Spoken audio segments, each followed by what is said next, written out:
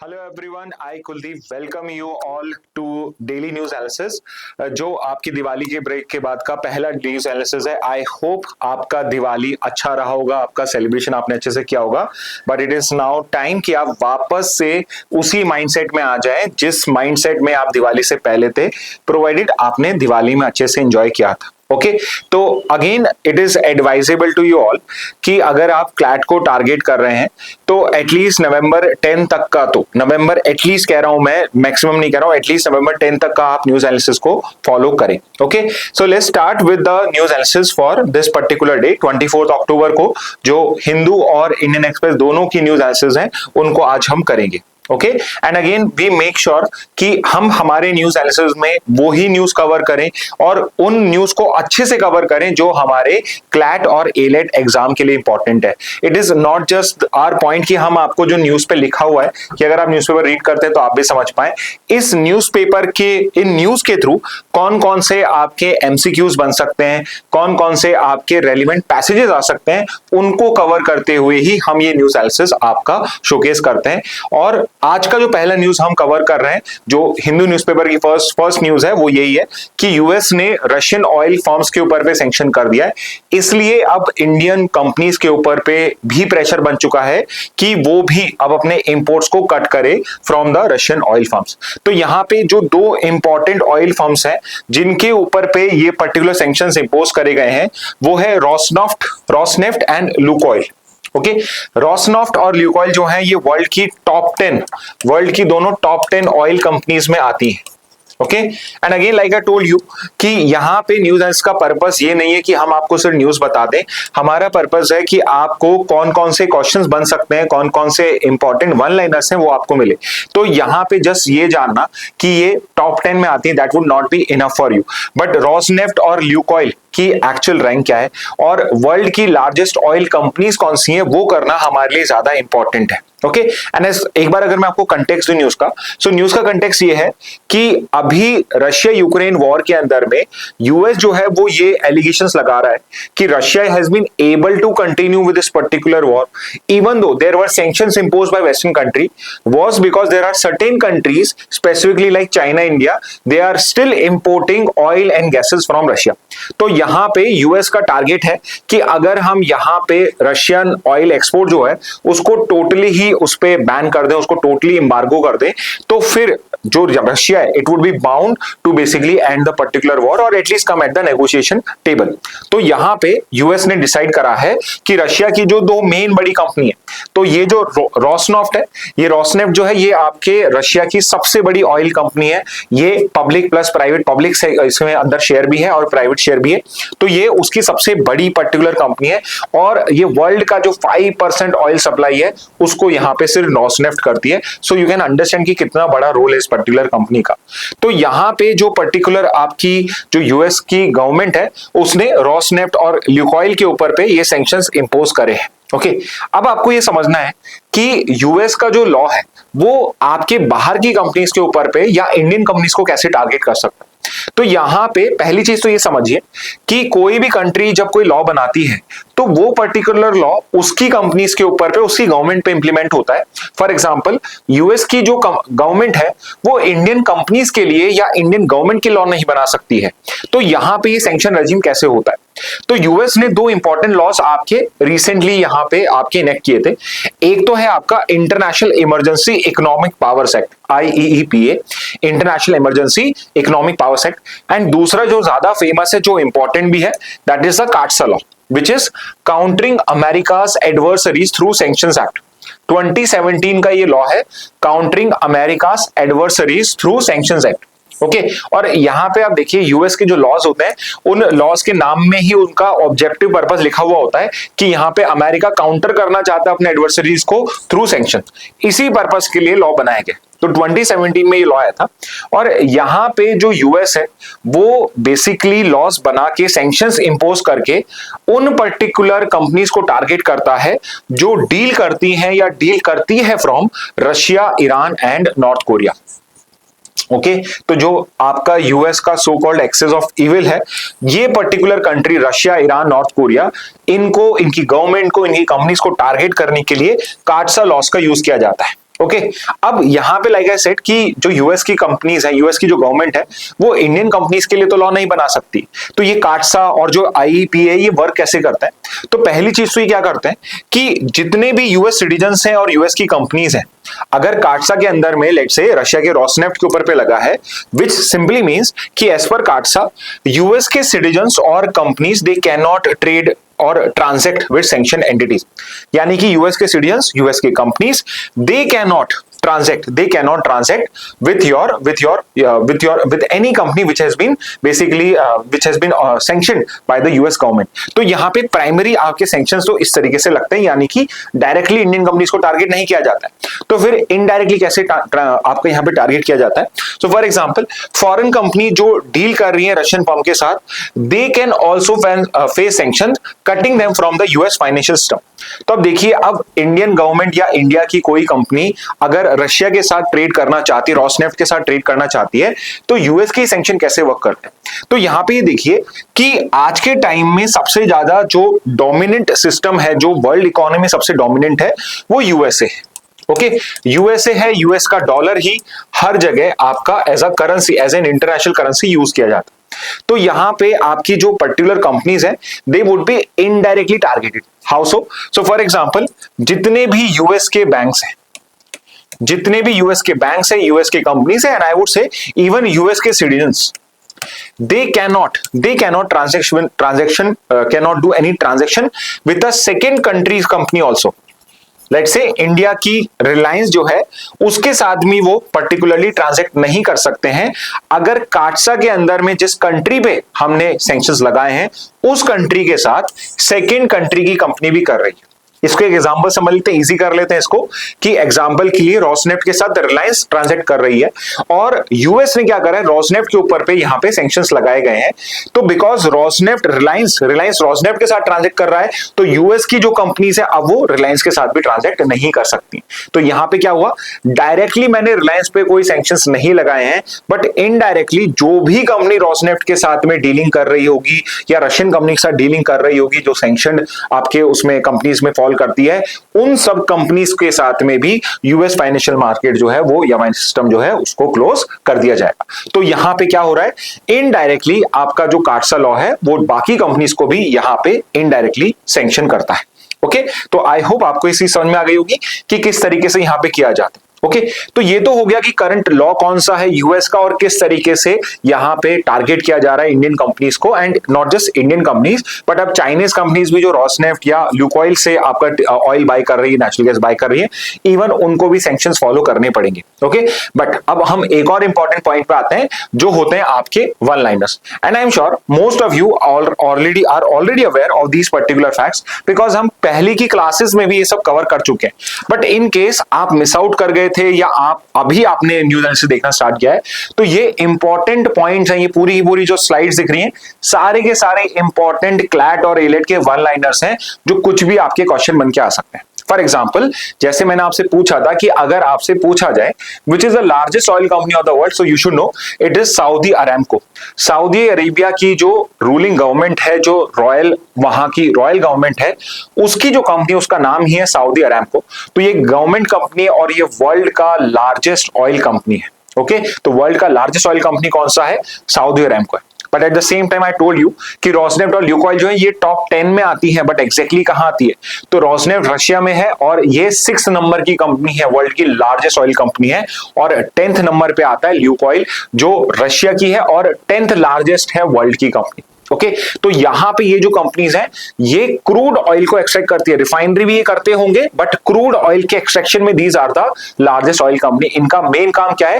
Crude oil को जमीन में से यहां पे एक्सट्रैक्ट करना, या ओशन सी बेड से उसको एक्सट्रैक्ट करने का। ओके, इसके बाद में इंटरेस्टिंगली, अगर हम वर्ल्ड की टॉप ऑयल प्रोड्यूसिंग कंट्रीज को देखते हैं, तो उसके अंदर में कोई मिडिल ईस्टर्न कंट्री नहीं है, इट इज द यूएसए, जो उसके सेकेंड नंबर के बाद वाले से करीब 7 मिलियन बैरल्स पर डे का उसके अंदर में गैप रखता है। तो टॉप ऑयल प्रोड्यूसिंग कंट्रीज देखते हैं हम, तो यूएस टॉप पे है आपका 19 million barrel per day, BPD यानी बैरल्स पर डे, इतना पर्टिकुलर ऑयल वो एक्सट्रैक्ट कर रहे हैं। ये नंबर आपके लिए इंपॉर्टेंट नहीं है, I would say the rankings are important. Okay तो सबसे बड़ा ऑयल प्रोड्यूसिंग कंट्री कौन सा है? तो हमें लगता होगा यूजुअली कि मिडिल ईस्ट में सऊदी अरेबिया, यही इराक, ईरान, यही कंट्रीज होंगी, but that is not true. यहां पे जो largest oil producing country currently है वो यूएसई है, बट एक्सपोर्टिंग में ये आगे नहीं आता है बिकॉज सबसे बड़ा ऑयल कंज्यूमर भी, one of the largest oil consumer US खुद ही है। ओके तो यहां पे यूएस है, सऊदी अरेबिया है, देन रशिया है, देन कनाडा है एंड देन इराक है। तो दीज आर द 5 कंट्रीज जो वर्ल्ड की सबसे बड़ी ऑयल प्रोड्यूसिंग कंट्रीज है। However there is one place जहां पे इंडिया की एक स्पेसिफिक रिफाइनरी है जो वर्ल्ड की सबसे बड़ी रिफाइनरी है, and I hope you understand what is a refinery. Crude oil होता है, उसको पेट्रोल, डीजल के अंदर में, कैरोसिन के अंदर में, गैस के अंदर में हमें एक्सट्रैक्ट करना होता है, उसको यहाँ पे रिफाइन करना होता है, और वो काम कौन करता है? वो करता है रिफाइनरी। ओके तो इंडिया की जो रिलायंस इंडस्ट्री लिमिटेड है, जिसका प्लांट है आपका जामनगर के अंदर में, तो जो जामनगर रिफाइनरी गुजरात के अंदर में है, वो इंडिया की ही नहीं वर्ल्ड की लार्जेस्ट रिफाइनरी कॉम्प्लेक्स है। ओके तो वर्ल्ड का लार्जेस्ट रिफाइनरी कॉम्प्लेक्स इंडिया के अंदर में ही है, और वो है Jamnagar refinery, own by your Reliance industries only. Okay अब एक और पर्टिकुलर इंपॉर्टेंट पॉइंट है कि ये तो हो गए oil producing countries, but oil reserves किसके पास में सबसे ज्यादा? ओके तो यहां पे हम एस्टिमेटेड रिजर्व्स की भी बात कर सकते हैं जिनको हम मेजर कर चुके हैं, और एक होता है जिनकी अभी स्टडी नहीं हुई है बट इट इज एक्सपेक्टेड कि इसके अंदर में शायद यहां पे ऑयल होगा, बट अभी तक स्टडीज नहीं हुई। तो यहां पे जो प्रूवन ऑयल रिजर्व्स वाली कंट्रीज है, मतलब कि यहां में पता है कि इस पर्टिकुलर कंट्री की धरती के अंदर में यहां पे इतना ऑयल है, अगर उनके टॉप 5 देखते हैं तो वहां पे वेनेजुएला टॉप के ऊपर पे, then you have Saudi Arabia, then you have Iran, then you have Canada and then you have Iraq. So these are the 5 countries जिनके पास में सबसे बड़े लार्जेस्ट प्रूवन ऑयल रिजर्व्स मिलते हैं आपको। ओके और अब सबसे इंपॉर्टेंट पॉइंट, इंडिया का ऑयल इंपोर्ट्स का क्या पर्टिकुलर सिनेरियो है?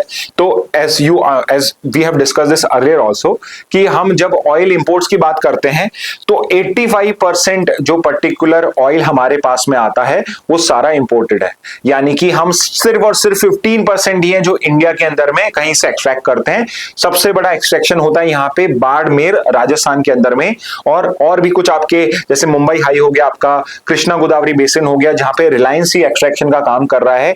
आपका नॉर्थ ईस्ट के अंदर में भी आसाम मेघालय बॉर्डर के ऊपर भी थोड़े बहुत हमें ऑयल रिजर्व्स मिले हैं, बट अदरवाइज हमारा 85% जो ऑयल रिजर्व्स हैं उनको हमें इंपोर्ट करना पड़ता है। So you can see here how much we are dependent on oil imports, और इसलिए हमारा एक तो रिन्यूएबल एनर्जी को प्रमोट करना, at the same time ethanol को प्रमोट करना, ये सब और भी ज्यादा इंपॉर्टेंट हो जाता है, बिकॉज अदरवाइज हमारा इंपोर्ट बिल जो है वो बहुत हाई होता है। दूसरा, नेशनल सिक्योरिटी को लेकर भी हमें हमेशा दूसरों पे डिपेंडेंट होता है, and it is never a good thing if you are too much dependent on other countries. Okay और यहां पे अगर मेजर सोर्सेज देखा जाए तो करंटली इट इज रशिया जो टॉप पे है, second is Iraq, third is Saudi Arabia, fourth में बताऊं तो यूएसए और फिफ्थ यूएई है, बट लेट्स से आपको अगर फर्स्ट 3 भी पता है that's more than enough for you.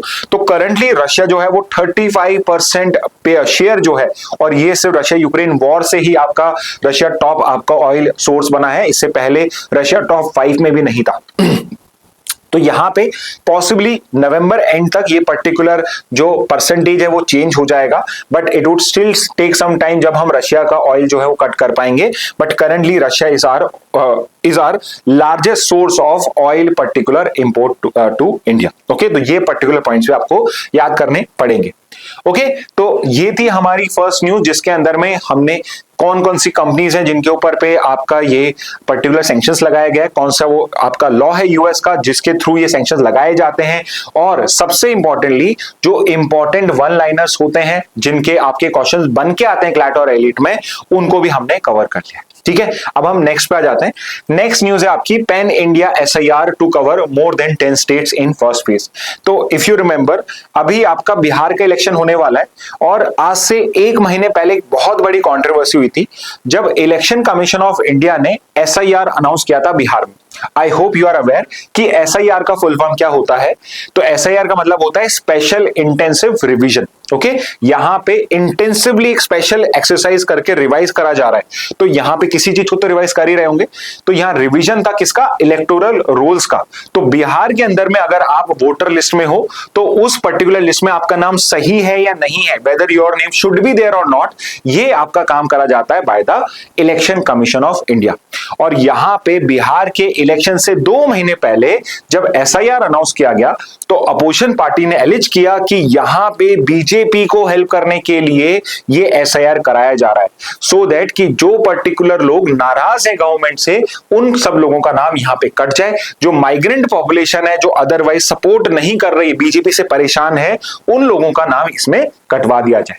और यहां पे बीजेपी ने या इलेक्शन कमीशन ऑफ इंडिया ने काउंटर आर्गुमेंट दिया कि एसआईआर इसलिए इंपॉर्टेंट होता है बिकॉज बहुत सारे जो इलीगल वोटर्स हैं, डाउटफुल वोटर्स हैं, उनका नाम इलेक्टोरल लिस्ट के अंदर में and they are not suppose to be in that particular voter list.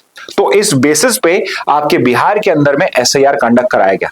And now at the same time supreme court ने भी ऑब्जर्व करा है और इलेक्शन कमीशन ऑफ इंडिया ने भी कहा है कि ये जो पर्टिकुलर एसआईआर है अब सिर्फ बिहार नहीं, जितनी भी पर्टिकुलर स्टेट्स हैं, जितनी भी पर्टिकुलर यूटीज हैं जहां इलेक्शन आने वाले हैं, फेज बाय फेज मैनर के अंदर में ये एसआईआर आपका कॉन्स्टेंटली कराया जाएगा, सो दैट आगे जाके कभी एलिगेशंस ना लगाया जाए कि ये एसआईआर एक पर्टिकुलर पार्टी को यहां पे फायदा पहुंचाने के लिए या दूसरी पार्टी को नुकसान पहुंचाने के लिए किया गया है। ओके, तो यहां पे जो एसआईआर है वो क्या होता है, कहां से वो पावर आती है, कौन से वो सेक्शंस हैं, कौन सा वो लॉ है जहां से वो पावर आता है, किस तरीके से एसआईआर कंडक्ट कराया जाता है, ये सब आज हम डिस्कस करने वाले हैं। ओके, तो लाइक आई सेड कि ईसीआई अब एसआईआर कराएगा कहां पे, आपका पूरे के पूरे ऑल इंडिया के अंदर में।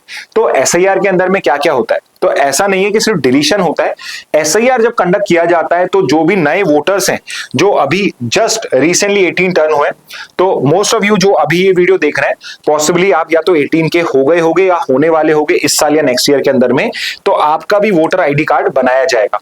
तो once you turn 18 your voter ID card is formed और इज क्रिएटेड। और ये पर्टिकुलर काम कौन करता है, ये इलेक्शन कमीशन ऑफ इंडिया करता है। ओके, तो वैसे तो अगर आप खुद से जाके अपना वोटर आईडी कार्ड बनवाना चाहते हो वंस यू गेट अबव 18, तो आप ऑनलाइन ईसीआई की वेबसाइट पे जाके अप्लाई कर सकते हो। बट अगर कहीं पर एसआईआर हो रहा है तो जो इलेक्शन कमीशन के पर्सनल हैं वो आपके घर पे आएंगे और वहां पर भी आप अपना नाम ऐड करा पाओगे, प्रोवाइडेड आपकी स्टेट में एसआईआर कंडक्ट हो रहा है। और इसके अलावा जो पर्टिकुलर डिसीज हो चुके हैं या जो वोटर शिफ्ट हो चुके हैं उनके नाम को डिलीट करना, because one of the criteria by which you become a voter in a constituency is your permanent residency। एक पर्टिकुलर जो क्राइटेरिया होता है जिस बेसिस पे आप कहीं के आप वोटर बनते हो वो होता है परमानेंट रेसिडेंसी, वो आपको प्रूव करना होता है। तो अगर आप शिफ्ट हो चुके हो तो आपकी परमानेंट रेसिडेंसी कंडीशन आप फुलफिल नहीं कर रहे हो, इस बेसिस पे अब आप वोटर नहीं रहोगे। ठीक है, तो ये 2 पॉइंट्स इंपॉर्टेंट हो जाते हैं एडिशन करने के लिए, डिलीशन करने के लिए। दूसरा है अगर कोई नाम में एरर है, एड्रेस में एरर है या किसी पर्टिकुलर के अंदर में एरर है, कोई एज के अंदर में कोई डिस्प्यूट है, सेक्स गलत लिखा हुआ है उस पर्टिकुलर केस के अंदर में, वो करेक्शन भी कराया जा सकता है इन दिस पर्टिकुलर एसआईआर। और सबसे इंपॉर्टेंटली वेरिफिकेशन करा जाता है through door to door surveys and local level officers. Okay, तो ये एक इंपॉर्टेंट पॉइंट है एसआईआर का कि सबसे इंपॉर्टेंट काम क्या करा जा रहा है एसआईआर के अंदर में, वेरिफिकेशन किया जा रहा है डोर टू डोर सर्वे करके कि जिस पर्टिकुलर पर्सन ने बोला है कि मेरा ये नाम है, मेरी ये एज है, मेरा ये सेक्स है और मेरा ये पर्टिकुलर रेसिडेंस है, क्या वो उस पर्टिकुलर रेसिडेंस पे रहता भी है या नहीं है, या फिर ये कहीं कोई बोगस वोटर तो नहीं है।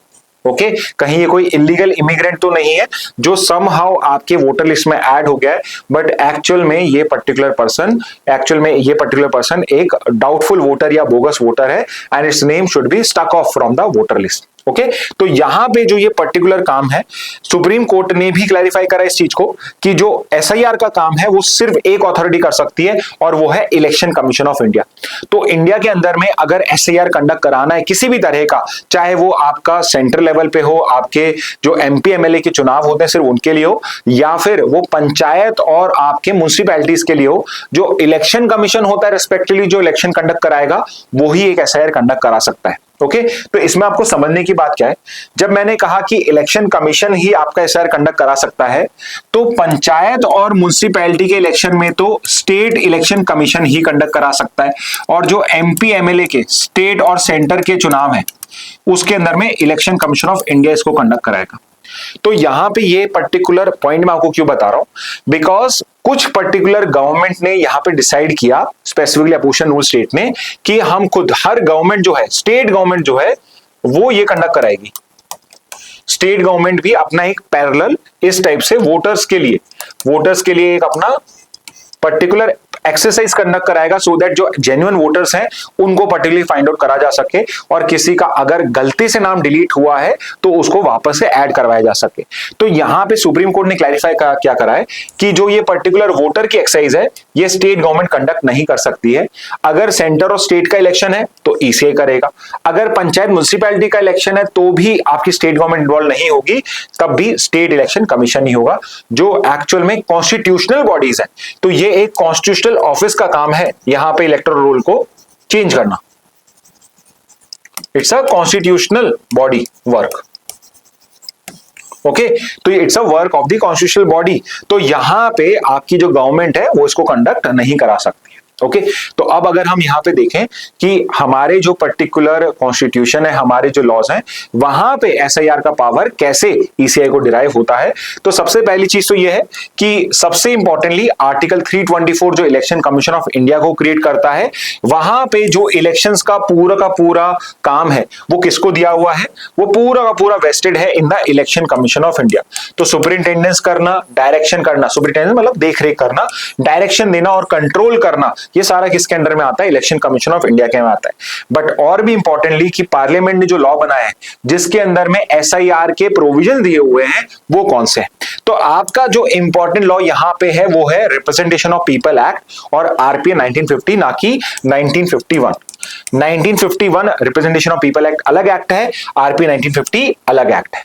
तो आरपी 1950 का सेक्शन 15 है जिसके अंदर में ये स्पेसिफिकली लिखा हुआ है कि जो इलेक्टोरल रोल होता है that shall be prepared under the direction and supervision of the election commission.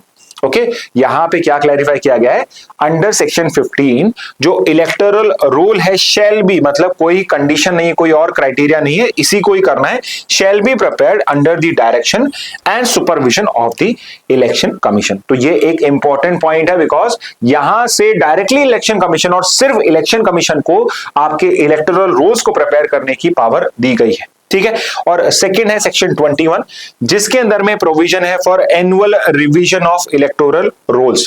Okay, हर साल आपके इलेक्टोरल रोल्स को रिवाइज करने की पावर कहां पे है, वो सेक्शन 21 के अंदर में है, और दिस इज द प्रोविजन जहां पे आपका एक स्पेशल इंटेंसिव रिवीजन, जहां पे स्पेशल रिवीजन वर्ड यूज है, मतलब एसआईआर है, अगर आपकी ईसीआई चाहे तो एक स्पेशल इंटेंसिव रिवीजन भी करा सकती है इफ इट इज नेसेसरी। तो this is the section 21 of representation of people act जहां पे एसआईआर की power election commission of India को गिवन है। ओके, और तीसरी चीज इंपॉर्टेंट क्या है, what about panchayat and municipalities, तो यहां पर भी ईसीआई ही डायरेक्ट करेगा स्टेट सीईओस को और डिस्ट्रिक्ट ईओस को to carry out revisions even outside the normal annual schedule when necessary for purity of rules. ठीक है, तो अब ये इंपॉर्टेंट क्या है, मान लेते हैं कि एक पर्टिकुलर ईयर में आपका एसआईआर कंडक्ट हो चुका है, या फिर लेट्स से कि उस साल में एसआईआर कंडक्ट नहीं हुआ है, तो अदरवाइज तो ये पर्टिकुलर काम इलेक्शन कमीशन ऑफ इंडिया को करना है। बट अगर किसी पर्टिकुलर इलेक्शन में या किसी पर्टिकुलर डिस्ट्रिक्ट या कॉन्स्टिट्यूएंसी के अंदर में इलेक्शन कमीशन फील्स लाइक कि यहां पे अलग से एक एसआईआर कंडक्ट कराना चाहिए, ऑल दो पूरी स्टेट्स में नहीं हो रहा है, तो वो पावर भी ईसीआई को दी गई है, जिसके अंदर में वो स्टेट सीईओस और डिस्ट्रिक्ट इलेक्शन ऑफिसर्स के थ्रू आपका एसआईआर एक डिस्ट्रिक्ट के अंदर में, एक पूरी स्टेट में, एक डिस्ट्रिक्ट के अंदर में, एक कॉन्स्टिट्यूएंसी के अंदर में, एक विलेज के अंदर में भी कंडक्ट करा सकता है। ओके, तो यहां पे इलेक्शन कमीशन ऑफ इंडिया को पूरी प्लीनरी पावर दी गई है कि अगर वो चाहे तो यहां पे एसआईआर को कंडक्ट करवा सकता है। ठीक है, तो ये थी हमारी सेकेंड न्यूज, और इसके बेसिस पे अब जो पर्टिकुलर लॉ है आपका, इसके बेसिस पे अब आपका एक ऑल इंडिया एसआईआर कंडक्ट कराया जाएगा। आई होप आपको ये न्यूज समझ में आ गई होगी कि एसआईआर क्या होता है। अभी आपका एसआईआर बिहार में हुआ है, लेकिन कहीं पे आपको ये क्वेश्चन मिल जाए ना कि भाई where which is the first state where SIR took place, तो आप बिहार मत लिख कर आना, बिकॉज ये एक एनुअल प्रोसेस है, ये ऐसा नहीं है कि ये फॉर द फर्स्ट टाइम हुआ है, ऐसा एसआईआर रेगुलरली डिफरेंट स्टेट्स के अंदर में सिंस इंडिपेंडेंस होता आ रहा है। हाँ, बट क्वेश्चन अगर आ जाए आपका कि which state was recently in news because of a SIR और was which state was in news because of controversy surrounding your SIR, तो आंसर जरूर बिहार हो जाएगा। बट अदरवाइज जो एसआईआर है ये एक रेगुलर प्रोसेस होता है। ठीक है, चलिए नेक्स्ट न्यूज पे आ जाते हैं। तो एक अपडेट है which I have to share with you all. आपका जो एक बहुत इंपॉर्टेंट ट्रेड ब्लॉक है आसियान करके, उसका जो 47 आसियान समिट है वो कुआलालंपुर में हेल्ड हो रहा है। और it has been a customary practice for the recent years कि आपका जो हेड ऑफ स्टेट है, मतलब आपके प्राइम मिनिस्टर, वो हर पर्टिकुलर आसियान समिट के अंदर में पर्सनली वहां पे अपना प्रेजेंस वहां पे नोट करते थे। बट इस बार जो आपका 47 आसियान समिट हो रहा है उसमें प्राइम मिनिस्टर मोदी जो है he is not going to take a trip to Malaysia. Okay, तो इस बार वो आसियान समिट को वहां पे अटेंड करने के लिए नहीं जा रहे हैं। एंड यहां पे one of the reason that is being told in the news is कि because Donald Trump is also going to be present there, to basically avoid Donald Trump he has decided to not even visit ASEAN summit, जो एक third party की summit है। तो opposition leaders भी इस particular चीज में उनको क्रिटिसाइज कर रहे हैं, उनका मजाक उड़ा रहे हैं कि आप यहाँ पे यूएस से डरकर या यूएस डोनाल्ड ट्रम्प को फेस करने से डर रहे हो और आप भागना चाह रहे हो, इसलिए आप उसको नहीं कर रहे हो। बट ये चाहे कंटेक्स्ट होगा, बट अदरवाइज आसियान समिट जो है ये हर साल आपके लिए इंपॉर्टेंट रहता है because ASEAN as a group is an important trade partner of India. And because वो ट्रेड पार्टनर इंपॉर्टेंट इंडिया के लिए, तो हमारे क्लैट और एलेट एग्जाम के लिए भी वो इंपॉर्टेंट है। ठीक है, तो आपको अभी तो हम यहाँ पे सिर्फ जो आपका बेसिक डिटेल्स हैं उसको डिस्कस कर रहे हैं आसियान का और 47 आसियान समिट का। जब आसियान समिट कंडक्ट हो जाएगा अक्टूबर 26 से 28 में, तो उसके बाद में हम 47 आसियान समिट का आउटकम क्या है उसको भी अच्छे से डिस्कस करेंगे। ओके, तो इस बार का आसियान समिट कहां हो रहा है? एक तो 47th एडिशन है और हेल्ड किया जा रहा है कुआलालंपुर में, मलेशिया के अंदर में। ठीक है, आसियान क्या है? ASEAN is a trade block of 10 member regional countries. It is very high chance कि इस बार आपका जो आसियान है वो इस समिट के बाद में एक 11 मेंबर ग्रुपिंग हो जाए। Okay, so what you have to do in the comment boxes, you have to tell me which can be the 11th member, can be okay, which can be the 11th member of ASEAN. ये पर्टिकुलर news देखिए आप आज के newspaper पढ़ेंगे, उसमें भी missing है, इसके बारे में अभी लिखा हुआ ही नहीं कुछ भी, but possibly 47th ASEAN summit में आपको पता पड़ जाएगा कि 11th मेंबर यहाँ पे फाइनलाइज हुआ है नहीं हुआ है। So who can be the possible 11th member of ASEAN. Okay, तो करंट चेयरमैन कौन है? बिकॉज मलेशिया होस्ट कर रहा है, तो मलेशिया इज द वन जो चेयर भी कर रहा है इसको, led by prime minister Anwar Ibrahim. Okay, तो ये इस पर्टिकुलर नाम भी आप सबके लिए इंपॉर्टेंट हो जाते हैं। ओके, इसके बाद एक पॉइंट जो मैं आपके साथ यहां डिस्कस कर रहा हूं, विच इज कि इंडिया और आसियान ने दोनों ने एक एफटीए साइन करा हुआ है, कई सालों से करा हुआ है। 2010 के अंदर में इंडिया और आसियान के बीच में जो free trade agreement in goods है, ठीक है, तो हमने फेजेस में करा था। यूजुअली जब एफटी आज के टाइम में करे जाते हैं तो सारे के सारे सेक्टर्स में गुड्स और सर्विसेज मिला के एक साथ कंडक्ट किया जाता है। बट यहाँ पे आसियान जो था, because India is a very big player in services sector, तो एकदम से हमने सर्विसेज को ओपन नहीं किया था, पहले हमने गुड्स में करा था जहां पे आसियान का अपर हैंड है, और 2010 में ही हमने इसको इन्फोर्स कर दिया था। एंड फाइनली इन 2015 हमने 5 साल बाद सर्विसेज के अंदर में भी आपका इंडिया और आसियान ने एक एफटीए फाइनलाइज कर दिया है। ओके, अब यहां पे आसियान के अंदर में तो इंडिया आता नहीं है, then why does India's prime minister goes to ASEAN summit? Okay, और उसका रीजन है कि आसियान के साइडलाइंस में, आसियान के साथ में ही एक और समिट होती है जिसको बोला जाता है east Asia summit. This one is also important. So east Asia summit जो है ये 18 कंट्रीज का एक पर्टिकुलर ग्रुप है, जिसमें आसियान के मेंबर्स तो हैं 10 के 10, बट उसके अलावा 8 मोर कंट्रीज आर देयर, जिसमें से इंपॉर्टेंट कंट्रीज कौन सी हैं? इंडिया है, यूएस है, चाइना है, जापान है, साउथ कोरिया है, ऑस्ट्रेलिया है, न्यूजीलैंड है एंड रशिया। तो यू कैन सी हियर जितने भी लार्ज पावर्स हैं वर्ल्ड की सारी कंट्रीज, बड़ी बड़ी कंट्रीज, वो सारी की सारी किसका पार्ट है? वो ईस्ट एशिया समिट का पार्ट है। और जितने भी ये जो वर्ल्ड प्लेयर्स हैं, वर्ल्ड के आपके लीडर्स हैं, they are there not for participation in ASEAN but for participation in East Asia summit. Okay, तो बिकॉज आसियान में बहुत छोटी छोटी कंट्रीज हैं तो उनकी अदरवाइज तो बार्गेनिंग पावर नहीं होगी, बट जब वो एक पर्टिकुलर ग्रुप बनाते हैं, ट्रेड का ब्लॉक बना लेते हैं, then they have a very good bargaining power. तो जो पूरा का पूरा आसियान है वो इस ईस्ट एशिया समिट में एक सिंगल पर्टिकुलर कंट्री की तरह आप मान लीजिए इस तरीके से वर्क करता है, सो दैट वो अच्छे से यहाँ पे नेगोशिएट कर सके, अच्छे से यहाँ पे बार्गेन कर सके बाकी लीडर्स के साथ। ओके, तो यहाँ भी हो जाएगा ईस्ट एशिया समिट। ओके, और अब इसके आगे का जो 47th आसियान समिट है, जब ये आपका कंडक्ट हो जाता है तो इसको भी हम डिटेल में डिस्कस करेंगे।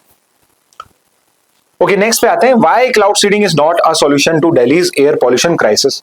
तो यहाँ पे बिकॉज दिल्ली में जैसे विंटर्स आता है, दिल्ली में एयर पॉल्यूशन इंक्रीज हो जाता है। Even I was in Gurgaon और मैंने फर्स्ट हैंड वहां पे ऑब्जर्व करा था कि भाई कितना ज्यादा पॉल्यूशन है। तो एयर पॉल्यूशन का अगर मैं आपको एक ड्रॉबैक बताऊं, बाकी ड्रॉबैक तो ही, एक आपको प्रैक्टिकल ड्रॉबैक बताऊं कि जब आप एयर पॉल्यूशन को फेस करते हो किसी दिल्ली या गुड़गांव की सिटी में, अनलेस आपके कोई हेल्थ इश्यू है, लाइक आपके अस्थमा है या ब्रोंकाइटिस है या कोई पर्टिकुलर लंग का इश्यू है, अदरवाइज यू वुडंट रियलाइज कि यहां पे बहुत high pollution. Because air pollution से जो अनइजीनेस होती है वो एकदम से नहीं होती है, वो एक दो दिन में नहीं होती है। It takes a lot of time to basically develop a particular health issue. तो अदरवाइज आपकी अगर इम्यूनिटी अच्छी है, आपके जीन्स बहुत अच्छे हैं, तो इट इज पॉसिबल कि आपको इमीडिएटली या एक दो साल में उसका फर्क ना हो। But this is also definite कि अगर आप उस पर्टिकुलर पॉल्यूटेड सिटी के अंदर में 10-15 साल से रह रहे हो, तो it is a given as per at least by doctors कि आपके 10-15 साल के अंदर में कोई ना कोई जो हेल्थ इश्यूज हैं, लंग्स के इश्यूज हैं, इवन कैंसर जो है वो आपका यहाँ पे ट्रिगर हो सकता है because of the toxic air which you are breathing. तो एयर पॉल्यूशन का एक पर्टिकुलर जो ड्रॉबैक है, जो मिस आउट हो जाता है, इट इज कि उसका इमीडिएटली हमें कोई पर्टिकुलर रिपरकशन फेस नहीं करना पड़ता अनलेस हम कोई हेल्थ इश्यू फेस कर रहे हो। इसीलिए जो गवर्नमेंट होती है, जो पॉलिटिशियंस होते हैं, उनको ये इग्नोर करना इजी हो जाता है। एंड दूसरा जो आज की कॉमन प्रॉब्लम है कि all of us have a very short term memory now. हम बहुत जल्दी भूल जाते हैं कि अभी हमने क्या फेस करा था, और हमें कोई भी इंपॉर्टेंट इवेंट को भूलने में 2 दिन भी नहीं लगते हैं। फॉर एग्जाम्पल, अगर मैं आपको राजस्थान की बात करूं, या अभी आप न्यूज़पेपर पढ़ोगे तो अभी हमने सुना है आंध्र प्रदेश में कुर्नूल के अंदर में आपका एक पर्टिकुलर बस के अंदर में आग लग गई थी, एसी बस थी, और उस वजह से around 20 people have died and more people might die in hospital also. और अभी रिसेंटली राजस्थान की बात करूं तो जो आपका अजमेर हाईवे, वहां पर ऐसा एक पर्टिकुलर बस के अंदर में आग लगी थी इसी तरीके से, and around 11 to 15 people have died in that particular बस accident. And one of the thing which is common in these accidents is कि these were AC बस, और उसके अंदर में जो पर्टिकुलर मेन गेट्स थे वो आपके लॉक हो गए, वो स्टक हो गए। ओके, और इस वजह से जो पर्टिकुलर आपके पैसेंजर्स थे वो उस पर्टिकुलर एक जलती बस के अंदर में स्टक हो चुके थे, और इस वजह से ट्रेजेडी हुई।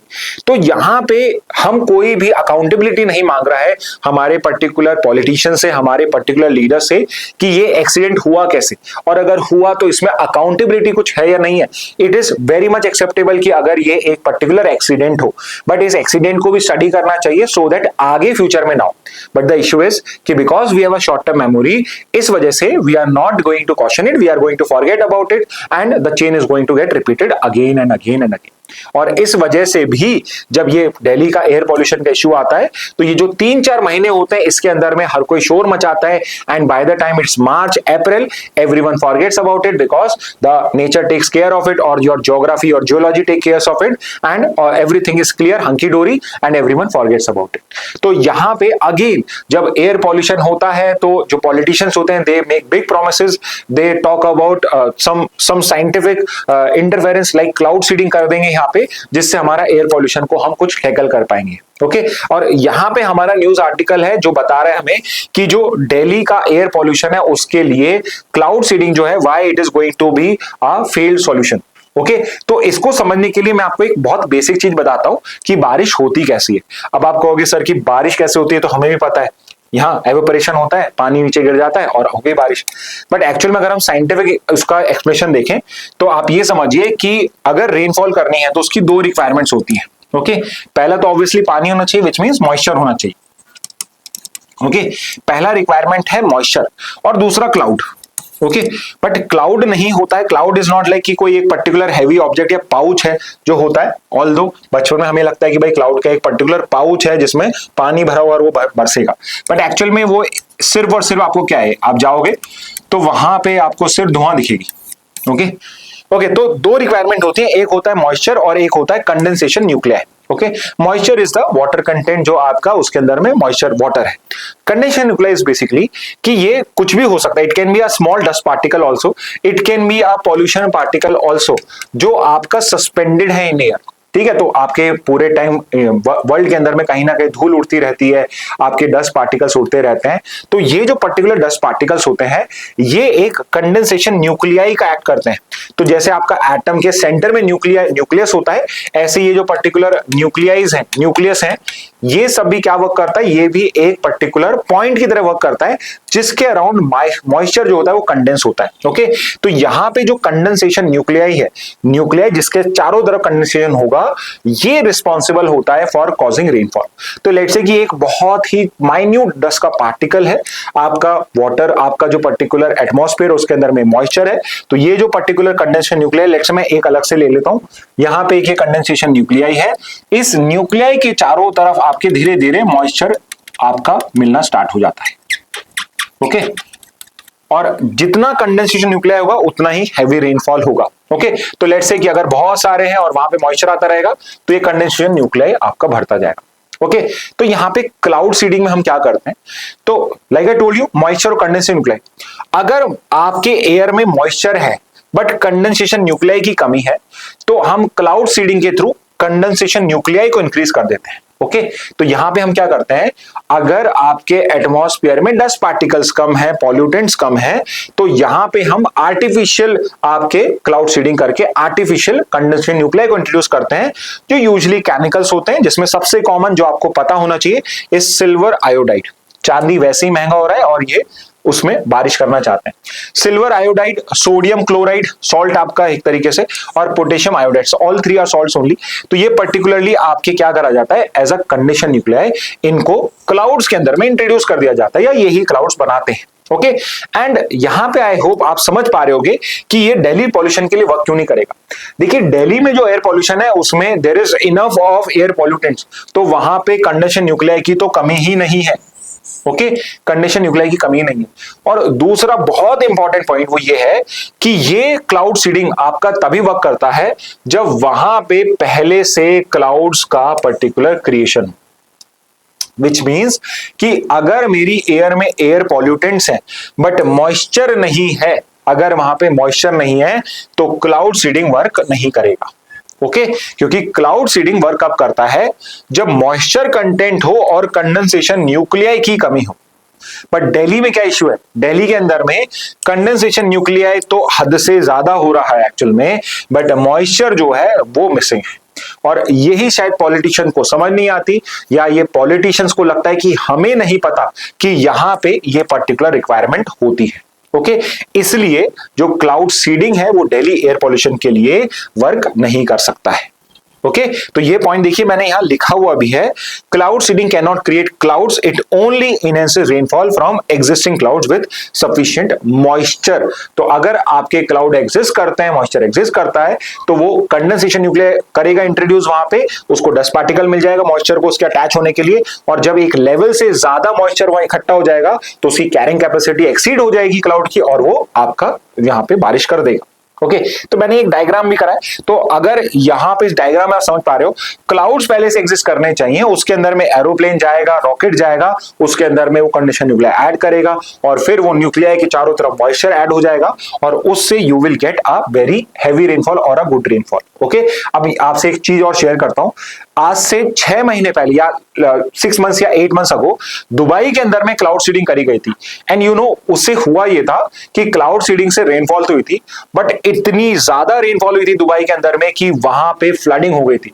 अब आप सोचिए, एक डेजर्ट एरिया, चारों तरफ डेजर्ट है, बीच में एक सिटी बनी हुई है, और उस सिटी के अंदर में आपका एक फ्लड आया हुआ है। ओके, जो उनकी करोड़ों की लैम्बोर्गिनी है वो सब तैरना स्टार्ट हो गई थी, बिकॉज वहां पे बहुत हैवी रेनफॉल हो गया था because of this cloud seeding problem. Okay, I hope आपके दिल्ली के अंदर में इश्यू नहीं फेस होना होगा, बिकॉज हमारे पास यमुना है, तो बहुत सारा पानी जो है उस यमुना के अंदर में आपका निकल जाएगा। ओके, फिर यहाँ पे प्रोसेस समझाया हुआ, सिल्वर आयोडाइड को ऐड करा जाता है और कंडेंसेशन न्यूक्लियाई का यहाँ पे किया जाता है।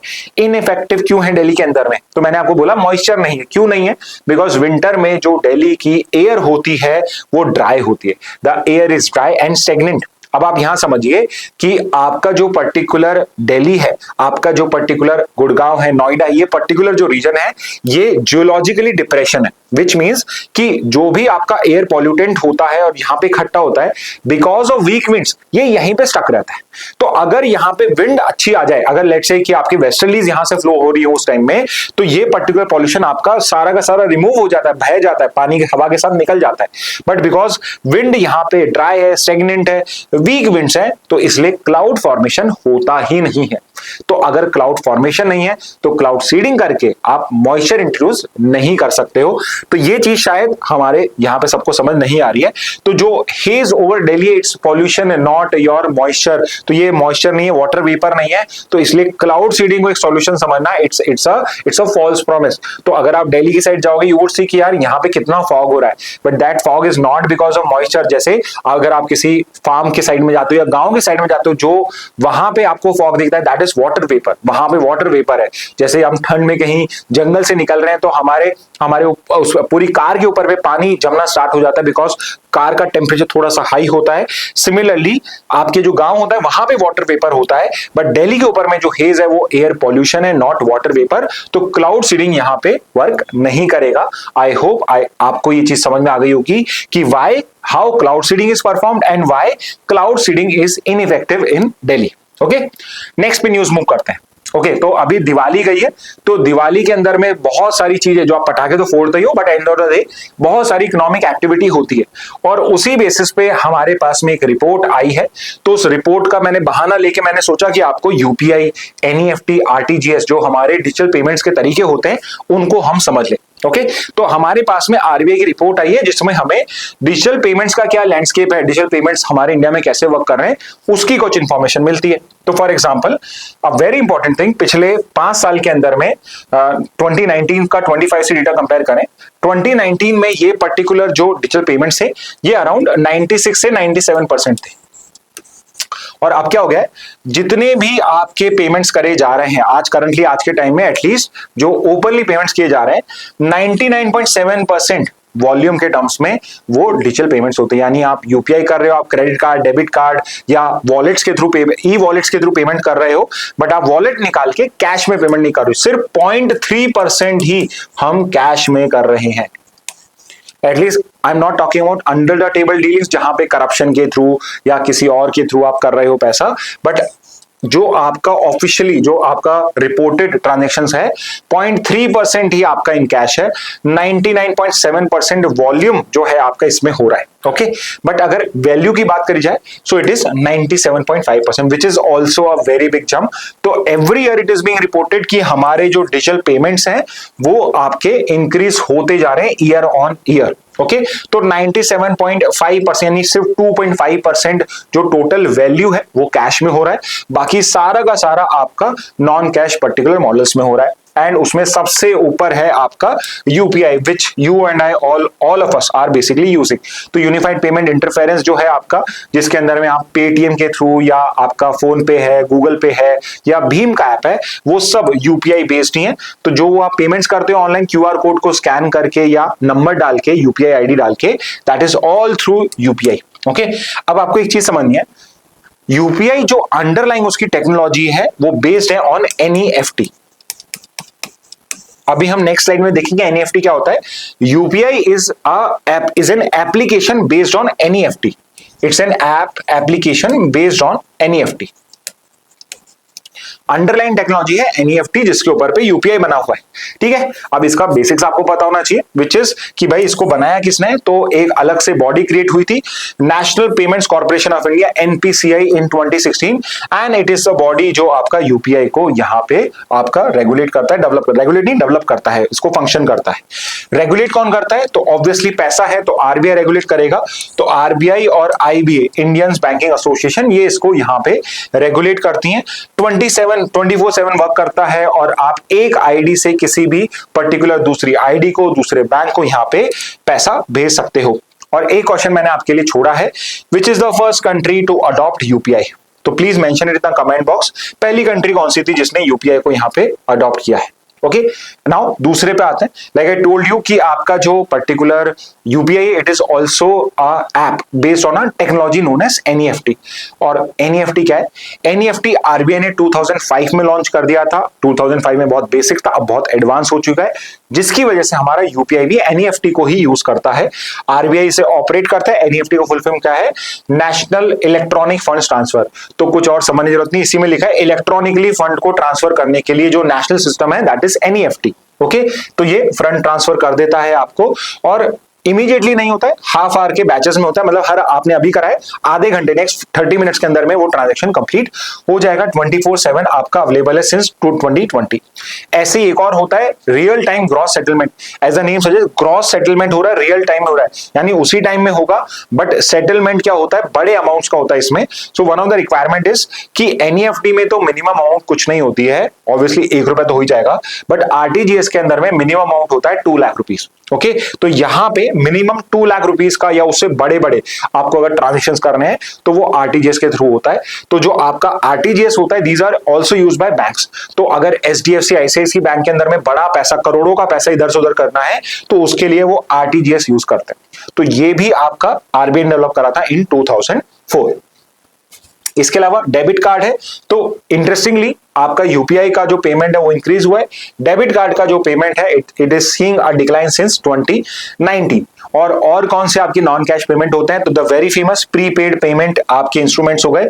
तो आपके जो पेटीएम का वॉलेट है, गूगल पे का वॉलेट है, वो सब हो गया। कोई गिफ्ट कार्ड हो गया, अमेजॉन का गिफ्ट कार्ड हो गया, या कोई प्रीपेड डिजिटल ऐप है जैसे स्लाइस करके एक पर्टिकुलर ऐप है जो भी आपका एक प्रीपेड डिजिटल ऐप होता है।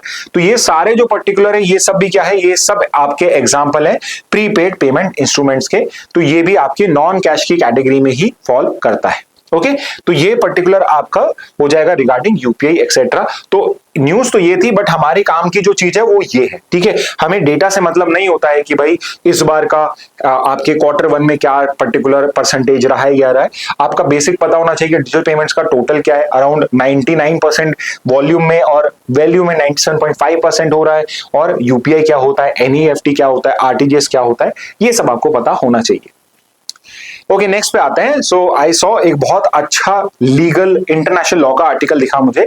सो आई थॉट इसको हम एक ब्रीफ में डिस्कस कर लेते हैं, समझ लेते हैं कि इन केस आप इसको समझो तो इसका बेसिक्स या कंटेक्स्ट क्या है वो आपको समझ में आ जाए। ओके, अगर आपको अच्छे समझना है तो आपको ये पूरा आर्टिकल रीड करना पड़ेगा। मैं जो आपको बता रहा हूं इसका कंटेक्स्ट बता रहा हूं, इसका बेसिक्स बता रहा हूं। So the particular article is about कि जो इंडिया में इंटरनेशनल ऑर्गेनाइजेशंस हैं, फॉर एग्जांपल के लिए यूनिसेफ है, यूनेस्को है, आपकी यूएन की जो बॉडीज हैं जो इंडिया में करती हैं, इंटरनेशनल एनजीओज हैं, इंटरनेशनल न्यूज आउटलेट्स हैं।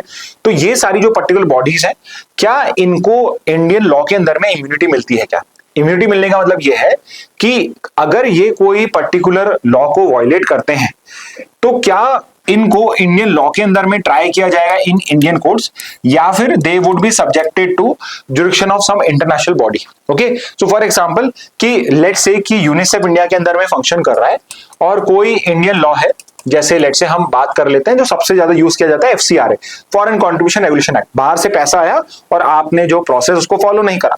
तो क्वेश्चन ये है कि क्या जो इंडिया की होम मिनिस्ट्री है या पुलिस है, क्या वो यूनिसेफ के ऑफिशियल के अगेंस्ट में एक्शन ले सकता है या नहीं ले सकता है, या फिर उनको इम्यूनिटी एंजॉय करती है? ओके, तो यहां पे जो ये आर्टिकल है हमें ये समझा रहा है कि it's a very grey area.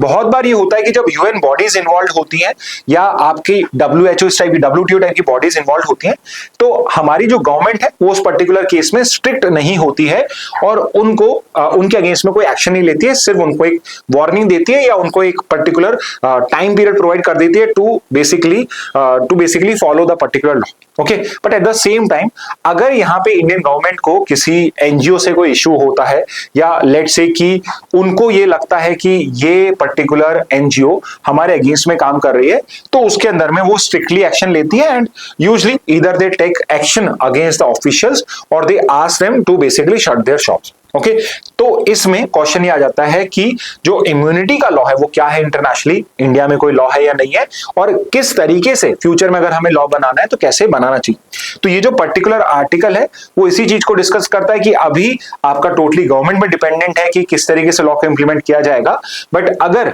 वो उन्होंने एक बैकग्राउंड दिया कि अगर हम बात करें कि इम्यूनिटी किस तरीके से मिलती है, कैसे मिलती है, तो उसका पर्टिकुलर क्राइटेरिया ये है। ओके, तो यहां पे इम्यूनिटी का बेसिस क्या होता है, तो कोई भी इंटरनेशनल ऑर्गेनाइजेशन है वो किसी ना किसी ट्रीटी के अंदर में एस्टैब्लिश हुई होगी। एग्जाम्पल के लिए अभी हम हाई सीज ट्रीटी की बात कर रहे हैं, तो हाई सीज ट्रीटी को बनाने के लिए, को इंप्लीमेंट करने के लिए कोई आईयू क्रिएट करा जाएगा, इंटरनेशनल ऑर्गेनाइजेशन, और उसका एक ऑफिस इंडिया में भी होगा। इसका एक और एग्जाम्पल देता हूं मैं आपको, I am sure you are aware of this, IBCA, international big cat alliance, जो इंडिया का ही है, मतलब इंडिया का क्या है, इंडिया का इनिशिएटिव है, या इंटरनेशनल सोलर अलायंस, ये भी इंडिया का इनिशिएटिव है। This is not just a Indian body, it's an international organisation. तो क्वेश्चन ये है कि अगर कल कोई लॉ का ब्रीच होता है, वायलेशन होता है, so what is going to be the steps taken by the government for officials of IBC और द IBC itself और of ISA। Okay, but before I move forward, again comment box में आप बताइए, where is headquarter of IBCA, where is headquarter of International Solar Alliance और ISA, इन दोनों के headquarters कहां पे है। ओके, तो यहां पे जो भी ट्रीटी है जिसने IBCA या ISA को बनाया होगा या किसी और बॉडी को, उस ट्रीटी ने पर्टिकुलर क्या प्रोविजन दिया है regarding any breach of law, उसके अकॉर्डिंगली डिसाइड किया जाएगा कि उनको इंडियन लॉ में अप्लाई किया जाएगा या कोई इंटरनेशनल बॉडी करेगी। दूसरा है हेडक्वार्टर्स एग्रीमेंट, तो आपके जो IBC हैं और ISA हैं, इनके ऊपर में भी आपका एक हेडक्वार्टर एग्रीमेंट साइन करा गया है, तो उसके अंदर में लिखा हुआ हो सकता है कि अगर कुछ लॉ ब्रीच होता है या कोई वॉयलेशन होता है तो कैसे किया जाएगा। और थर्ड इज कि कोई डोमेस्टिक लेजिस्लेशन क्रिएट करा गया हो जिसमें IO रिकॉग्नाइज हो। इसका एग्जांपल देता हूं, नालंदा यूनिवर्सिटी, नालंदा यूनिवर्सिटी जो इंडिया बना रहा है, जिससे हम जो हमारे नालंदा का हेरिटेज है उसको वापस से पॉपुलराइज करना चाहते हैं, वापस से उसको इनिशिएट करना चाहते हैं, तो अगर कोई डोमेस्टिक लॉ बनाए तो उसके अकॉर्डिंगली भी IO को रेगुलेट किया जा सकता है। तो डिपेंडिंग ऑन कि आपका पर्टिकुलर लॉ कौन सा है जिससे वो IO क्रिएट कराए, उसी के बेसिस पे आपकी इम्यूनिटी होती है। Okay, if you are making notes please stop writing notes, इसको आप समझ लीजिए, बस समझने की चीज है आपके लिए, आपको याद रह जाएगी। ओके, तो यहां पे इन्होंने एक पर्टिकुलर हमें एक टेस्ट बताया है जिसके थ्रू हम ये जस्टिफाई कर सकते हैं, फाइंड आउट कर सकते हैं कि एक इंटरनेशनल ऑर्गेनाइजेशन हो गया नहीं। उस टेस्ट का नाम है फंक्शनल नेसेसिटी थीसिस या फंक्शनल नेसेसिटी टेस्ट। ओके, तो यहां पे इम्यूनिटी जो होती है ये कैसे डिसाइड करी जाती है। So immunity ensures IOs can perform their functions without interference from host state courts. Okay, तो यहां पे आपका जो बेसिकली बेसिस है इम्यूनिटी का वो ये है कि किसी भी कंट्री के अंदर में अगर कोई इंटरनेशनल ऑर्गेनाइजेशन आपकी हेडक्वार्टर्ड है या वहां पे बेस्ड है, तो उसके फंक्शनल उसको ऑटोनॉमी मिलनी चाहिए। अननेसेसरी अगर इंटरफेरेंस है, उसको फंक्शनल ऑटोनॉमी को कोई पर्टिकुलर वायलेशन होता है, रिस्ट्रिक्शन हो रहा है, तो वहां पे वो पर्टिकुलर इम्यूनिटी आपकी नॉन फंक्शनल हो जाती है और फिर उस IO का उस कंट्री में एग्जिस्ट करने का कोई रीजन नहीं बचता है। ओके, तो यहां पे इसका बेसिस क्या है, बेसिस है कि यहां पे फंक्शनल नेसेसिटी के लिए जहां तक फंक्शंस में इंटरफेरेंस नहीं हो रहा है और फंक्शंस को करते हुए कोई लॉ या वायलेट हो रहा है, तब तक उसको इम्यूनिटी मिलनी चाहिए। बट अगर कोई नॉन फंक्शनल पार्ट है और उसमें कोई लॉ वायलेट हो रहा है जो मेरे फंक्शंस का पार्ट नहीं है और उसके बाद में कुछ वायलेट हो रहा है, तो उस पर्टिकुलर केस में there should not be any immunity. Okay, but इसका लिमिटेशन क्या है, द लिमिटेशन इज कि अगर कोई आर्बिट्री या डिस्क्रिमिनेटरी आप एक्शन करते हो तो उसके लिमिटेशन नहीं है। तो ये इसी की बात हो गई जो मैंने वापस से वही रिट्रीट हो गई है जो जस्ट मैंने आपको समझाई है। ओके, आगे जब हम इस आर्टिकल को पढ़ते हैं तो इसके अंदर में इन्होंने इंडियन कंटेक्स्ट बताया हुआ है। तो इंडिया के अंदर में बहुत सारे हेडक्वार्टर्स है, मैंने अभी आपको 2-3 एग्जांपल्स दे दिए हैं, बट कोई भी इंडियन डोमेस्टिक लॉ नहीं है। तो ये वैसे भी हमेशा रहा है, जानबूझ के इंडिया डोमेस्टिक लॉ नहीं बनाता है, so that depending on the situation की हमें इस पर्टिकुलर इंटरनेशनल ऑर्गेनाइजेशन को टारगेट करना है या फिर हमें यहाँ पे इसको सिर्फ एक वार्निंग देनी है या फिर हमें इनको टाइम देना चाहिए बिकॉज ये एक जेन्युइन मिस्टेक है। Accordingly government on a case to case basis decide करना चाहता है, इसलिए जानबूझ के कोई भी इंडियन लॉ नहीं बना जाता है। ओके, बट अब यहां पे हम बात करते हैं इंटरनेशनल में इम्यूनिटी क्या होती है, तो उसके बाद में ऑथर हमें इंटरनेशनल में इम्यूनिटी का क्या सिस्टम है वो समझा रहे हैं। ओके, तो पहली चीज तो ये है, हम जो स्टेट इम्यूनिटी या डिप्लोमेटिक इम्यूनिटी समझते हैं वो आपके इंटरनेशनल लॉ के अंदर में प्रोटेक्टेड है, और जो इंटरनेशनल ऑर्गेनाइजेशन की इम्यूनिटी है वो किसी भी एक बड़ी इंटरनेशनल ट्रीटी से डेल्ट नहीं की जाती है। यानी कि कोई भी इंटरनेशनल लॉ नहीं है फॉर आईयूज, इंटरनेशनल ऑर्गेनाइजेशन के लिए कोई इंटरनेशनल लॉ नहीं है, ये डिपेंड करता है इन पर्टिकुलर ट्रीटीज के ऊपर पे या हेडक्वार्टर एग्रीमेंट के अंदर पे। Okay, on the other side we have diplomatic immunity का concept and your head of state और state immunity। तो यहाँ पे head of state immunity क्या होती है, तो जो भी वो ऑफिशियल एक्ट कर रहे हैं उसमें एब्सोल्यूट इम्यूनिटी है। For example Donald Trump as a US president जब इंडिया को विजिट करेंगे उनको फुल इम्यूनिटी मिलेगी for acts done in official capacity. But अगर वो कोई प्राइवेट एक्ट करते हैं, लेट्स से कि डोनाल्ड ट्रंप है और वो जाके किसी के थप्पड़ मार देते हैं इन सम मीटिंग, और they basically do something inappropriate which he is very famous for also, तो उस पर्टिकुलर केस पे उनके पास में कोई इम्यूनिटी नहीं है। Yes, possibly Indian government action नहीं लेगा, बट अंडर इंटरनेशनल उनके पास में अब कोई इम्यूनिटी नहीं है। Next is diplomatic immunity, again very important for you all. कौन सा वो लॉ है, इंटरनेशनल ट्रीटी है जो डिप्लोमेटिक इम्यूनिटी प्रोवाइड करता है, राजदूत को इम्यूनिटी प्रोवाइड करता है, वो है Vienna convention on diplomatic relations of the year 1961। 1961 का लॉ है Vienna convention on diplomatic relation, जिसके अंदर में जो डिप्लोमेट्स होते हैं हर कंट्री के, पाकिस्तान का डिप्लोमेट भी जो इंडिया में होगा, it enjoys immunity from civil and criminal jurisdiction of host state. तो कल पाकिस्तान का कोई पर्सन अगर यहाँ आके कोई क्रिमिनल एक्टिविटी कंडक्ट करता है, इंडियन कोर्ट्स के अंदर में उसको कोई सजा नहीं दी सकती है। Maximum the Indian government can do is they can deport him back to Pakistan, की उनको वापस सेंड करने के लिए उनको 48 आवर्स दिए जाएंगे, 24 आवर्स दिए जाएंगे, they are suppose to leave our particular country. उसके अलावा Indian courts, Indian judicial system can not take any actions against those particular person. और फंक्शनल इम्यूनिटी आईओएस को मिलती है, तो अगेन फंक्शन करने के लिए इम्यूनिटी है, बाकी जो एक्ट्स हैं जो डिस्क्रिमिनेटरी आर्बिट्री है उनके लिए कोई इम्यूनिटी नहीं। ओके, तो अगर आप ये आर्टिकल पढ़ोगे तो उसमें ये चीज डिटेल में समझाई हुई है। आई होप ये अंडरस्टैंडिंग लेने के बाद अगर आप आर्टिकल पढ़ोगे तो आप इजीली इस आर्टिकल को समझ पाओगे। ओके, नेक्स्ट पे आते हैं, लाइक वी डू कि हिंदू ही नहीं, इंडियन एक्सप्रेस में कुछ पर्टिकुलर अच्छी न्यूज आती है और बहुत बार हिंदू में हमसे वो मिस हो जाती है या हिंदू में वो कवर नहीं हो रही है। ठीक है, तो हम उनको इंडियन एक्सप्रेस पे कवर कर लेते। तो यहाँ पे इंडियन एक्सप्रेस ने एक रिपोर्ट निकाली थी, वो रिपोर्ट ये थी कि अभी जो अग्निपथ स्कीम है जिसमें अग्निवीर को करा जाता है, अगर नहीं पता है तो हम वो डिस्कस करेंगे, उनका रिटेंशन अभी 25% है, उसको रेज करने की बात चल रही है 75% after the recent experience of India Pakistan conflict. Okay, और यहां पे हमारे पास में आर्मी का स्टेटमेंट आया है कि जो रिपोर्ट आई है regarding proposal to increase retention rate, ये फॉल्स है, ये प्रूवन नहीं है, दिस इज इनकरेक्ट। ओके, तो बिकॉज ये न्यूज में आया है तो हो सकता है वापस से न्यूज में आ जाए, but otherwise also Agnipath scheme is a very important topic for all of us, because this is how all of our soldiers are basically recruited into the army, navy and air force. Okay, तो पहले ये होता था कि जब आप army का कोई एग्जाम देते थे या उनका फिजिकल टेस्ट पास कर लेते थे तो आपको आर्मी में, नेवी में, एयरफोर्स में इनरोल कर लिया जाता था in a non official position. Officials के लिए तो आज भी एनडीए, सीडीएस इनका रास्ता खुला हुआ है। जो नॉन ऑफिशियल पोजीशंस होती है, नीचे की जो रैंक्स होती हैं, उनके लिए आपके प्रॉपर आर्मी के रिक्रूटमेंट प्रोग्राम्स रन करे जाते थे। ओके, अब उसमें ये होता था कि आपको एक बार रिक्रूट कर लिया तो अब आप अपनी पूरी सर्विस दोगे, आपकी जो भी पर्टिकुलर रिटायरमेंट एज होती है, बीच में 15 इयर्स का आपको वॉलंटरी रिटायरमेंट मिलता था, नहीं तो आप at the till the age of 50-60 जो भी उसकी रिटायरमेंट एज होती है वहां तक वो करते। लेकिन उससे इश्यू क्या हो रहा था, आपकी जो एवरेज एज है पर्टिकुलर सोल्जर की वो बहुत हाई हो रही है। एवरेज एज जो पर्टिकुलर सोल्जर की होनी चाहिए उससे बहुत हाई है, और इसलिए गवर्नमेंट ने डिसाइड करा कि वो एक शॉर्ट सर्विस कमीशन इंट्रोड्यूस करेंगे। उससे क्या होगा, हमारी जो एवरेज एज है, बिकॉज फाइट करने के लिए हमारे को यंग सोल्जर चाहिए, यंग ब्लड चाहिए होता है, उसके लिए हम शॉर्ट सर्विस एक पर्टिकुलर स्कीम लॉन्च करेंगे जिसके लिए शॉर्ट टर्म के लिए हम करेंगे, और उन पर्टिकुलर शॉर्ट सर्विस वाले टेन्योर वाले लोगों में से 25% को रेगुलराइज करा जाएगा, बाकी 75% after a brief service they would be send back home.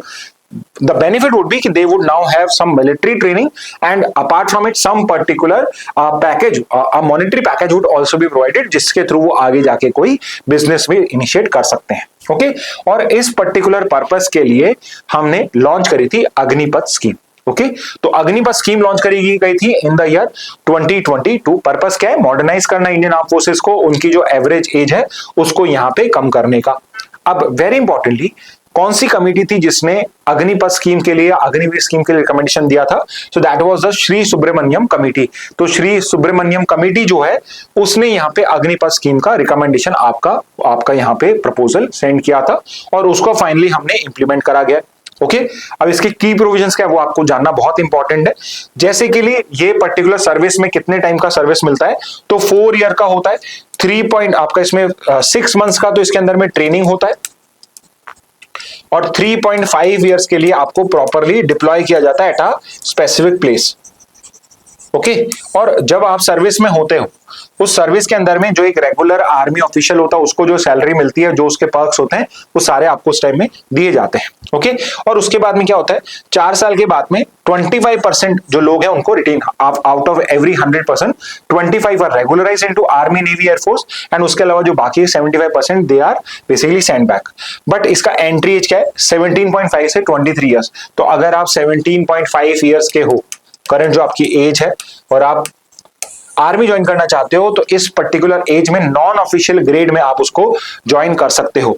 ठीक है, जब आप सर्विस में हो तो आपको मंथली सैलरी मिलेगी और जब आप 4 साल के बाद अगर आपको रिटेन नहीं किया जा रहा है तो 4 साल के बाद में आपको एक सेवा निधि पैकेज मिल जाएगा, एक लमसम अमाउंट मिल जाएगी। So what you have to do is, यहां पे वो मेंशन नहीं है, you have to tell me जो सेवा निधि पैकेज है, सेवा निधि पैकेज के अंदर में कितने रुपीस मिलेंगे? लाख रुपीस है, मोर देन 10 लाख है कुछ? बताइए आप मुझे कमेंट बॉक्स के अंदर में।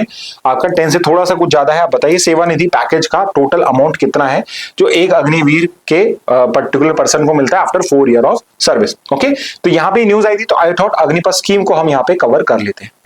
इंडियन एक्सप्रेस में एक और बहुत अच्छी न्यूज आई है।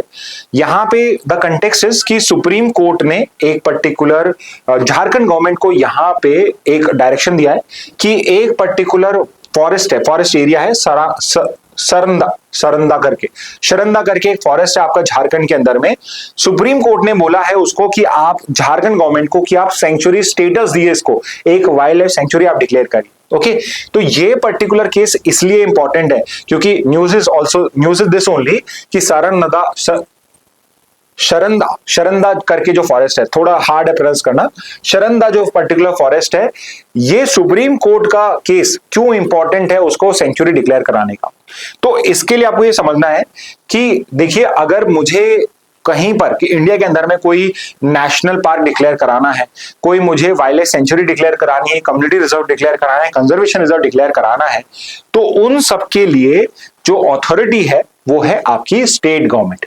ओके याद रखना, चाहे नेशनल पार्क हो, चाहे वाइल्ड लाइफ सेंचुरी हो, चाहे कंजर्वेशन रिजर्व हो, चाहे कम्युनिटी रिजर्व हो, हर पर्टिकुलर केस के अंदर में it is a state government जो उस पर्टिकुलर एरिया को या लैंड को नोटिफाई करेगा as a national park, wild life sanctuary, community reserve और a conservation. Obviously central government के मिनिस्ट्रीज और डिपार्टमेंट्स और ऑर्गेनाइजेशंस इन्वॉल्व होती है उसके अंदर में, बट जो फाइनल डिसीजन होता है डिक्लेरेशन का it is basically done by the state government. और यहां पे क्या था कि 1968 के अंदर में, मैं हिस्ट्री ही बता रहा हूं आपको शरंदा फॉरेस्ट की, 68 के अंदर में शरंदा को एक गेम सेंचुरी डिक्लेयर किया गया था। अब ये गेम सेंचुरी क्या होता है? Game sanctuary is basically it's a wild life sanctuary, but यहां पे जो हंटिंग है that is allowed. Game sanctuary मतलब ये होता है। 1972 के अंदर में क्या हुआ, आपका वाइल्ड लाइफ प्रोटेक्शन एक्ट आ गया, उसका सेक्शन 66 था जिसके अंदर में डिक्लेयर करा गया एनी सेंचुरी और national park declared before 72 under any other law shall be deemed to a sanctuary और national park under the WPA। यहां पे सेक्शन 16 ने सिंपली क्या कहा कि 72 के एक्ट के बाद तो डिक्लेयर करा ही जाएगा, बट 72 से पहले किसी भी लॉ के अंदर में, जैसे ये शरंदा जो एक्ट था ये अनडिवाइडेड बिहार के स्टेट लॉ के अंदर में गेम सेंचुरी डिक्लेयर किया गया था। तो यहां पे 72 के लॉ ने क्या कहा कि जितने भी प्रीवियस वाइल्ड लाइफ सेंचुरीज है, नेशनल पार्क हैं, they would be automatically declare to be a particular sanctuary after 72। तो यहां पे 1972 की हिस्ट्री में ये डिक्लेयर कर दिया गया कि शरंदा फॉरेस्ट भी जो है ये भी अब आपका क्या हो जाएगा, एक पर्टिकुलर फॉरेस्ट हो जाएगा। However, इस पर्टिकुलर फॉरेस्ट एरिया को because it is rich in iron ore reserves, इसलिए इसको एक सेंचुरी डिक्लेयर नहीं करा गया। तो फिर जुलाई 22 के अंदर में नेशनल ग्रीन ट्रिब्यूनल ने झारखंड गवर्नमेंट को डायरेक्शन करा कि प्लीज आप इसको कंसीडर करिए to be declared a wild life sanctuary. But next 2 साल तक भी झारखंड की गवर्नमेंट, पहले बिहार था, बाद में बिहार और झारखंड डिवाइड हो गए, शरंदा फॉरेस्ट अब झारखंड के अंदर में है। तो 22 के अंदर में एनजीटी ने कहा और यहां पे उस डायरेक्शन को आपकी झारखंड गवर्नमेंट ने फॉलो नहीं करा। तो 2024 में सुप्रीम कोर्ट ने कॉग्निजेंस लिया एनजीटी के डायरेक्शन का और यहां पे स्टेट गवर्नमेंट को डायरेक्ट करा कि एक पॉजिटिव रिस्पॉन्स हमें चाहिए। ओके, अक्टूबर 10, 2025 जो अभी आपका करंट केस हुआ है उसके अंदर में सुप्रीम कोर्ट ने झारखंड को बोला कि you give us N undertaking, आप हमें लिख के दीजिए कि जो 314 स्क्वायर किलोमीटर एरिया है उसको आपको शरंदा में आपने उसे वाइल्ड लाइफ सेंचुरी डिक्लेयर कर दिया है। लेकिन अभी अक्टूबर 17 को जो गवर्नमेंट ने एक्शन लिया है उसमें उन्होंने 314 स्क्वायर किलोमीटर नहीं 25,000 हेक्टेयर के एक एरिया को यहां पे आपका पर्टिकुलर डिक्लेयर करा है वाइल्ड लाइफ सेंचुरी, साइटिंग कि हम ट्राइबल राइट्स को प्रोटेक्ट करना चाहते हैं और वाइल्ड लाइफ सेंचुरी डिक्लेयर कर देंगे तो यहां पे ट्राइबल राइट्स हैं वो प्रोटेक्ट नहीं होंगे। But the real issue is कि ये जो पर्टिकुलर एरिया शरंदा जो फॉरेस्ट है it is rich in iron ore, बहुत बड़ा एरिया है and it's very much rich in iron ore. इसलिए जो गवर्नमेंट है वो इसको डिक्लेयर नहीं करना चाहती because it want to exploit those iron ore reserve. और एक बार वाइल्ड लाइफ सेंचुरी डिक्लेयर हो गया तो उसके बाद में आप इसको डी नोटिफाई नहीं कर पाओगे, अदरवाइज बहुत बड़े इश्यूज हो जाएंगे। ओके, तो इस वजह से जो सुप्रीम कोर्ट है अगर इस पर्टिकुलर केस के अंदर में पूरे एरियाज को डिक्लेयर कर देगा तो यानी कि स्टेट गवर्नमेंट की जो पावर है वो सुप्रीम कोर्ट भी अब पूरी कर सकता है, उसको भी यूज कर सकता है। यानी कि अगर state government sanctuary, wild life sanctuary या नेशनल पार्क को डिक्लेयर नहीं कर रहा है तो supreme court on behalf of the state government can ask the state to declare a particular body, a particular area as a wild life sanctuary. Okay, अगर मैं अब आपको लॉस बताऊं तो वाइल्ड लाइफ प्रोटेक्शन एक्ट है जिसके अंदर में आपके सेक्शन दिए हुए हैं जहां पे ये स्टेट गवर्नमेंट को एम्पावर करा हुआ है। देखिए यहां पे स्टेट गवर्नमेंट लिखा हुआ है। Okay, like I told you कि नेशनल गवर्नमेंट, नेशनल लेवल की जो बॉडीज है like national board for wild life, ministry of environment, ये आपके इन्वॉल्व होते हैं नेशनल पार्क में वाइल्ड लाइफ सेंचुरी के डिक्लेरेशन में। बट जो फाइनल नोटिफिकेशन होता है, नोटिफिकेशन करना ये स्टेट गवर्नमेंट, यानी बिना स्टेट गवर्नमेंट के नोटिफिकेशन के किसी भी लैंड को आप एक कंजर्व एरिया, एक प्रोटेक्टेड एरिया डिक्लेयर नहीं कर सकते हो।